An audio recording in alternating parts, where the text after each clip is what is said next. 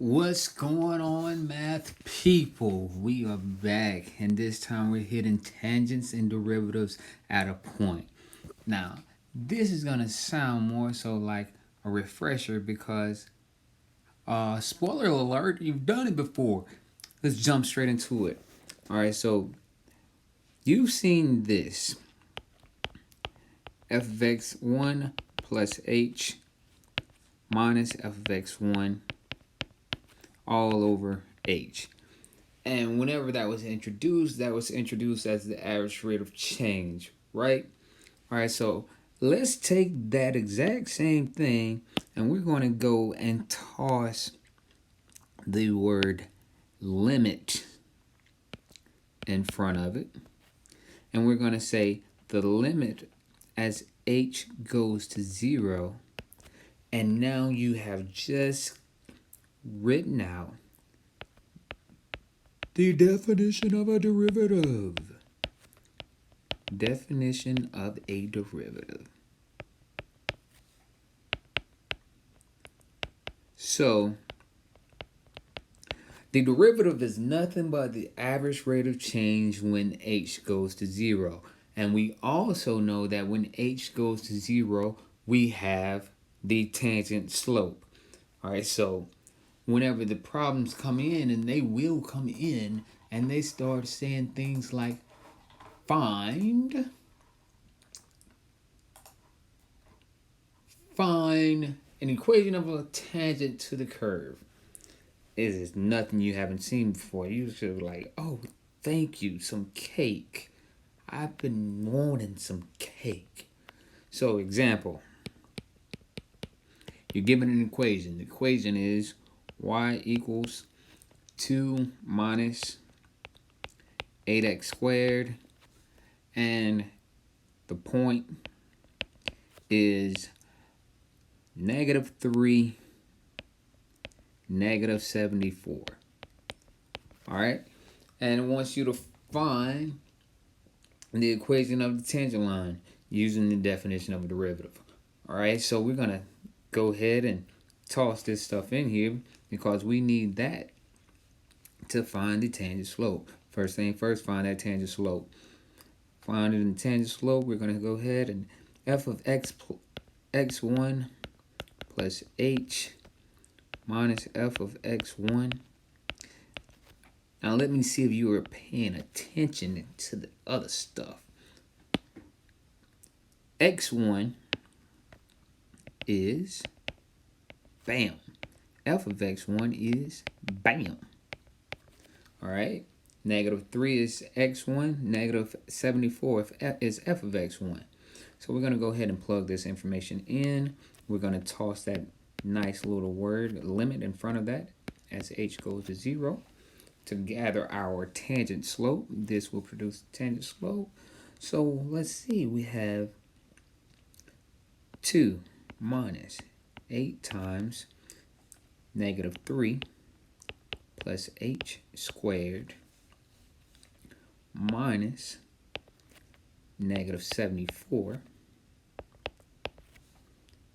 all over h equals 2 minus 8 times 9 minus 6h plus h squared plus 74 all over h. Keep it rolling. Distribute. We have 2 minus 72, and that is plus 48h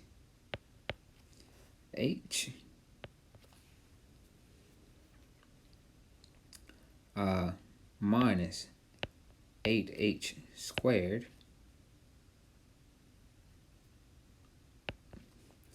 and then plus 74. And lo and behold, my good people, I missed a very important thing. That is a negative sign in front of that 2. And that negative sign needs to be in front of this 2 in front of this 2, in front of this 2. We was about to have a problem.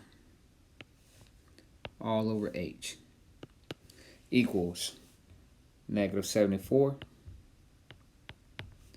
plus 48h minus 8h squared plus 74 all over h. All right. Make sure you all remember to put that negative sign that was in front of that 2, please, or we'll have a mess. Simplifying. We have negative 74, positive 74. Next phase of simplification. We have 48h minus 8h squared all over h. Factor that h out of the numerator. That leaves us with 48 minus 8h. Whoa! Check us out. H divided by h, that is 1. 1 times anything is that anything, and we have 48 minus 8h. Alright, remember we said all of this needs to have in front of it limit as h goes to 0. Limit as h goes to 0. All of it. Limit as h goes to 0. And the reason why I'm saying that, and my little accent is changing and starting to become a little bit on the Asian side, is because one of my professors back in my college days was an Asian man who marked my answers -1 all the way down my paper because I left off something as simple as that. But I never made that mistake again. And I don't want y'all to make that mistake. So we found our tangent slope. Once we find our tangent slope, we toss that into the point slope form. Point slope.